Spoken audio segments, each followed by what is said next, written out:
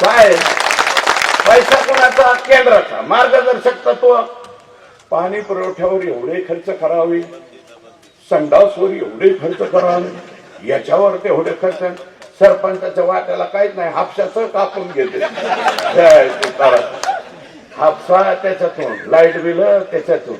सरपंचाच्या हाती डोंगर पोखरला आणि त्याच्या खालून उंदीर, आणि सरपंच बहुत अच्छा है, करो का. अरे काय करीन सरपंच, त्यात मग मी मागचे मेंबर फुकाट निवडून आलेले तुमच्यामुळं. मेंबर कसे निवडून येतात माहित नाही का? ज्या वेळेस फॉर्म भरायचे असते, अरे तुझं संडास नाही, पाणी पट्टी भरलेली नाही, तुझं ते घराची घरपट्टी नाही,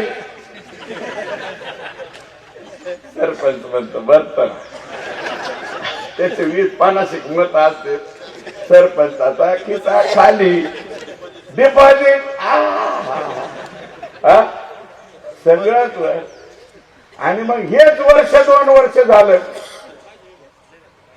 काय खरं नाही सरपंचाच. आमच्याकडे लक्षच नाही, आमच्याकडे बघतच नाही.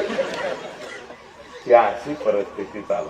आता 2 वर्ष झाल्यावर प्रत्येकाच्या मागे लागले असते, सरपंच क्या है तेरा इरादा. आणि इलेक्शन मध्ये म्हणलेलं असं, तुझं हे करू, तुझं ते करू. क्या हुआ तेरा वादा, वो कसम, वो इरादा. त्याला कामात आज बी आवडत आहे.